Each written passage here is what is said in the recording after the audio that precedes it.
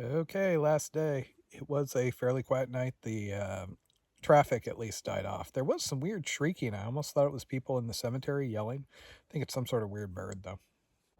Totally getting up any minute now. I seem to have an increasingly aggressive squirrel who keeps trying to throw things at my tent. So how am I feeling on this last day of hiking? Tired. Very, very tired. I swear I've been run down for 2 months. I'm still going, but yeah. Okay, I think I'm out of excuses to not walk. So once I walk back out to the road, I've got somewhere in the neighborhood of 15 to 17 miles. I'll stop by a store in Cape Lawrence that hopefully has wine, maybe some, non-trail snacks, stuff like that. And then I'll hike through Meat Cove, go out to Cape St. Lawrence, camp out on the tip, and hike back to Meat Cove tomorrow, where I'll meet somebody who's going to be giving me a tour of Nova Scotia before I fly out. I am kind of melancholy here because, the hiking's coming to an end. But I've basically switched over to just focusing on all my dive plans. I look at pictures and I'm like, oh, I want to get back to the kelp beds. And, potential things I'll do while I'm off trail. And, of course, the CDT. So basically, welcome to the continuing adventures of masochists, the often happy yet never content. It drives Jen nuts sometimes. If you can believe it, I'm actually stressing a little bit about the amount of downtime I'm going to have once I come off the trail. So it's currently October 26th. I do not fly out until the 31st, and I won't be back to SoCal for another week or two after that. I'm going to go pick up my Jeep, visit my parents in Colorado, and then drive back to California via Texas, hopefully, to visit my grandparents. And as all my friends, girlfriends, etc. can readily attest, I really don't sit still real well. Though, being a thru hiker does make you lazy. You're just expending so much energy every day. I think it just becomes more second nature to, lay around and conserve whenever you don't have to. So who knows? Maybe once I'm sitting still, I'll be okay for a little while. Also, once I'm in Colorado, I'll be able to pick up that GoPro and get back at my laptop and other things and be able to start editing some other videos I've got some ideas for. It is going to take a couple of weeks to really come to terms with the fact that this is over and, process that I actually walked 5,000 some miles from Key West all the way up to the tip of Nova Scotia. I'm pretty sure I mentioned it when I crossed Katahdin, but there's kind of this process where you finish, and then, at least for me, and then it feels kind of unreal, and then you're like, oh, huh. And you integrate the fact that you did this big thing kind of into your identity. And then basically for all of time, you're that person that people know that did the PCT, the AT, etc. Last year, I really struggled when I got back to town, just because it felt kind of surreal. I'd been off and I'd done this huge thing. I hiked the PCT at long last after 10 plus years of wanting to do it. And then I came back and people were pretty much all where I'd left them. Seemed like the world should have changed. And the next couple of months off trail, it's not like I'm rushing back to an apartment, pets, a job, anything like that. Basically, mid-November, once I'm back, Taters and I will be running around at the campground again.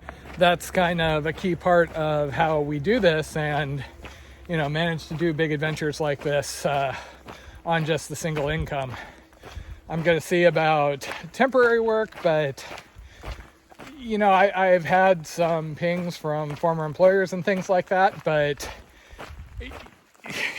it's usually not worth it for a short period if I would have to go through the effort of renting an apartment. Keep in mind, apartments in Orange County are rather expensive. You're talking $2,000 in rent, plus various utilities and things like that. So yeah, basically the thing pulling me back is the wilderness class, which starts in the beginning of January. There's a bunch of prep things I need to do for that because I've been, half absentee since I've been on trail with limited reception for so long. That'll basically keep me busy through March. And then for April, I've got the mountaineering class, assuming we're able to run that. And then I have a bit of a gap until leaving for Indonesia. Jen and I have a dive trip that was paid for prior to all of this. And then coming back, we'll be jumping straight on the Continental Divide Trail southbound, hopefully. At least all the gravel trucks are going to be with me to the very end, huh? Well, we could always use more money for the next big adventure because we kind of have to scrimp for this. The problem with a lot of the employment options is they're going to interfere with the time Jen has off. You know, if I go work for REI or something, great. I love outdoors. I love chatting with people. I could do that. But they're going to want me to work through the holidays, which is, you know, when she's off school and wants to go off and do stuff. I am going to be looking into dive work. That doesn't pay real great, but, you know, we basically just need something to help offset expenses. And it's something where I really love interacting with people in an outdoor context. And I love that aspect where you're helping enable people who are pushing their limits and doing things that they're not comfortable with, especially if it's something awesome. And if you haven't heard me say it before, diving is pretty much the closest you can come to flying. It is amazing. I do have a number of ideas for videos I'd love to play with. Basically, edit together something that just kind of tells the story of this entire hike in one go. You know, that's just an hour or two for people who don't feel like sitting through 115 episodes of daily, you know, my feet hurt, I'm tired, and I'm hungry. And there's some things on like through hiking logistics, which is really easier than a lot of people make it out to be. And I am hoping I should say, to do vlogs of the various diving adventures, because those can be kind of frantic and fun, and the scenery out on Laguna Beach is just spectacular a lot of the time. Diving is an incredibly expensive hobby. I'm fortunate that I got into it while I was still employed. So a lot of the expensive toys I already have bought. I have all my gear. And the local dive shop basically has tanks where I can get 2 tanks a week for an annual cost. So I do that, and that gets me into the water, you know, pretty constantly. Unfortunately, while I do have a GoPro that I can use, I don't have lights, and those are kind of expensive. So we'll have to see how well all this comes through. You know, low light, dynamic environment down there and all. It is a lot of shore diving, which is pretty entertaining because, you know, you got to break through the waves to get out there. And sometimes you'll be going through like 3-4 foot waves, no big deal. And then a 6-footer comes out of nowhere, slams you into the sand, drags you for a while. And of course, you've got like 80 pounds of gear on you. Taters and I are really looking forward to seeing each other again. She basically left in August, and we've been in contact daily. But it'll have been, you know, quite a while when we finally get back together in middle of November, which is another thing that kind of limits my options. Before COVID hit, I was actually doing some initial chatting with somebody about potential dive guide work out in Hawaii, which is kind of where I want to go, but I would be away from Jen again for a couple of months. But one of the main ideas we have at the moment is seasonal dive work. So I finish my instructor rating, she gets her DM and instructor rating, and we go live a place for, you know, a few months at a time during the off season. That's basically what I did out in Thailand when I did my dive master. And I had an amazing time there. It was really cool not being a tourist so much as, you know, living the day-to-day for a few months. Granted, I'm not sure if you've heard, but there was this little pandemic thing that's kind of sent the dive industry into a bit of a struggle. Not to mention the whole international travel thing's been a little off. So we'll see. At this point, I'm kind of a big believer at just seeing what turns up and taking advantage of opportunities. The best jobs and the best experiences, you know, stuff like this, were basically things I couldn't have predicted, not something I worked towards so much as there was an opportunity and I just went for it.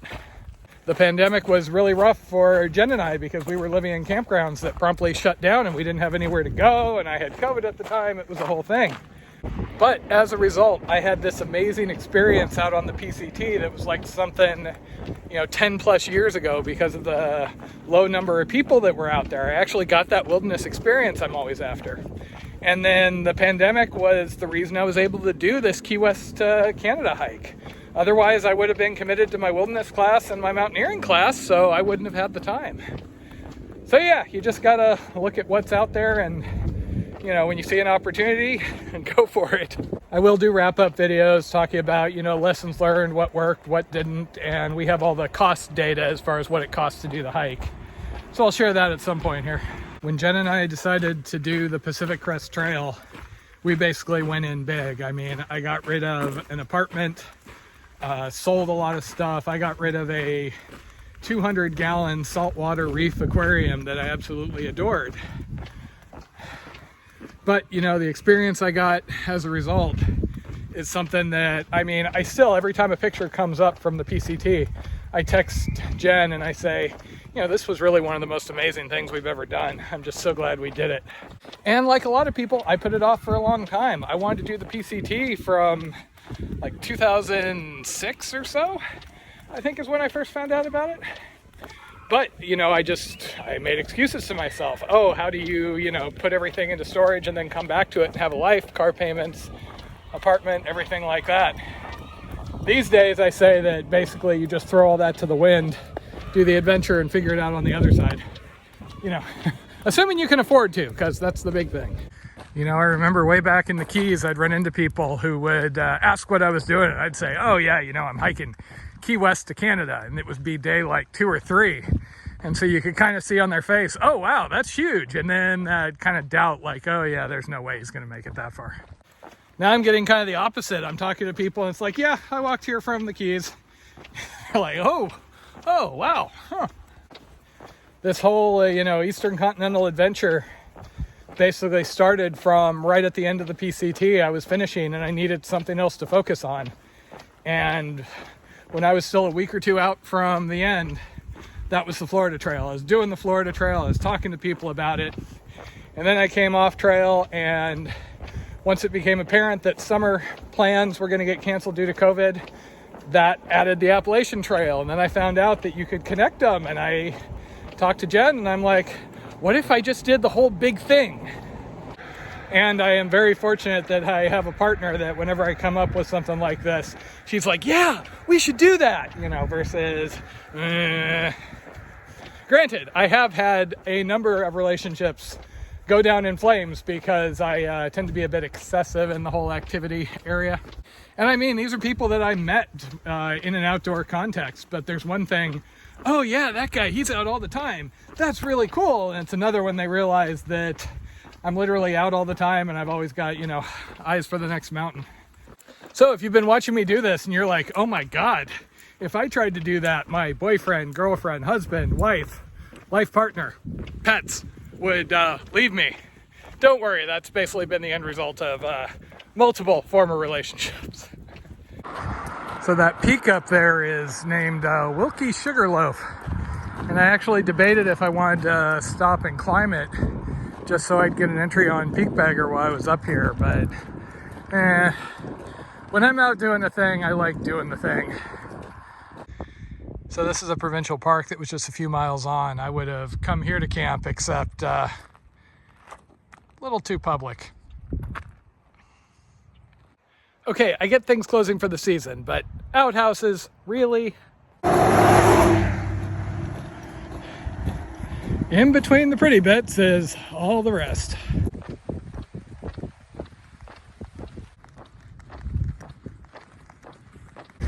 And there you have my last little supplemental resupply / lunch. Okay, I was able to charge up my phone and get some cold food to eat. And I'm really close now. I think this is mile 98 of 105, plus, you know, the bonus out to Cape St. Lawrence. So you remember how way back in Florida I had to deal with sulfur-tinged water? Guess what they have up here?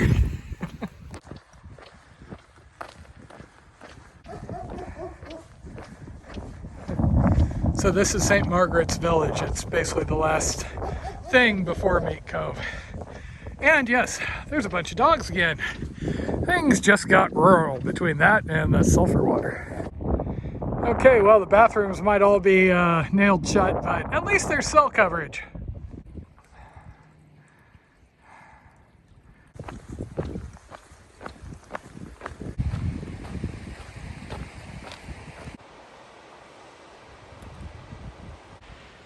Okay, so it looks like that's the start of Black Point. Once I get around there, I'll be looking into Meat Cove.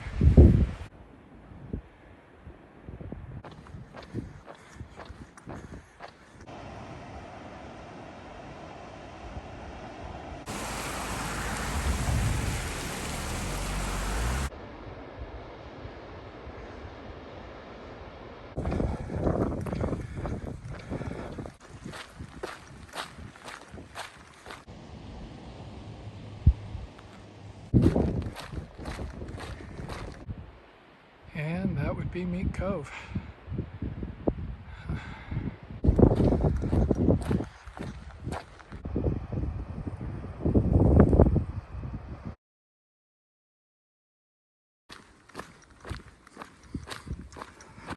My God, I love Canada.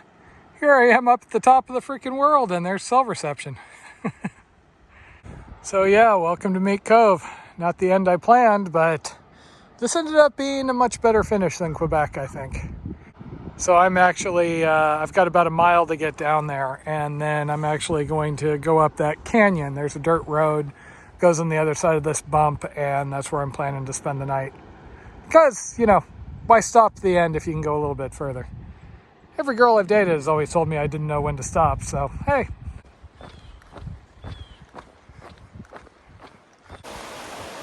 Just past the peak of the fall colors.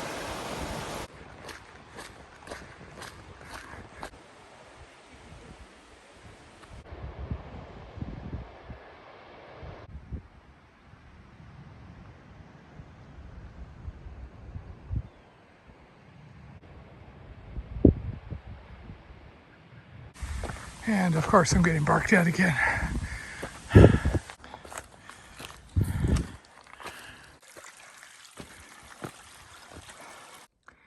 And back to the land of moose poop.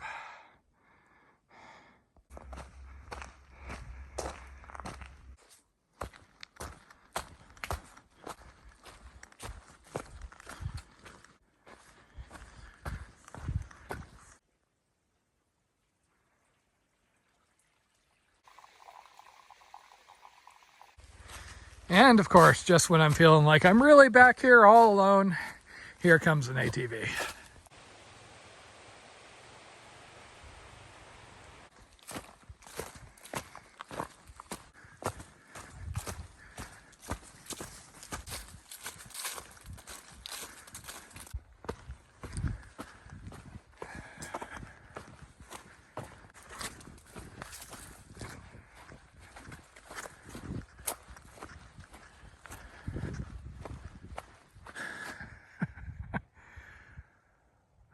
Holy shit.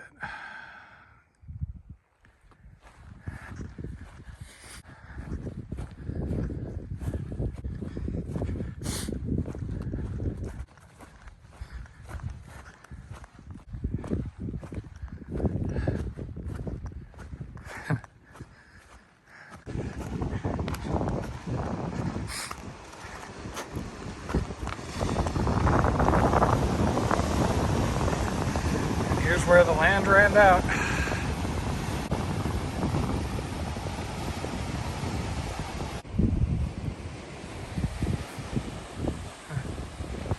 Old eagle.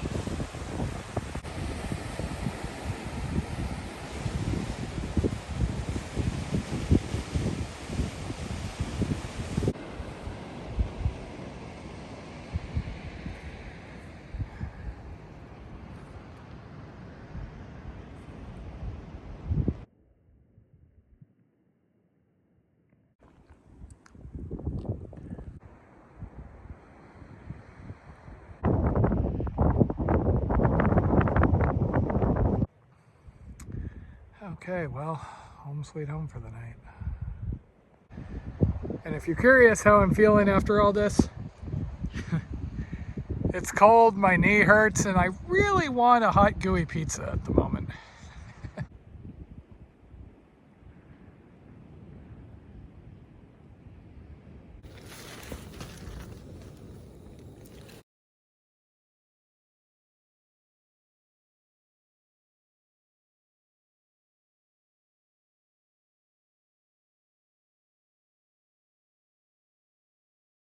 And I knew this was a chance, but I was hoping I could get away with it. Anyway, the wind's picked up bad enough. It's 2 o'clock in the morning and I'm actually packing up. I'm gonna have to relocate to the trees. This is worrying me about breaking the tent, even having taken the rain fly off. Okay, well, always bloody something, huh? Yeah, so I retreated back into the trees here, and it's not the best spot, but it works. And as you can hear, I'm kind of protected from the wind back here. Okay, Matt, time to come home now. I miss you and you've had enough fun up in Canada.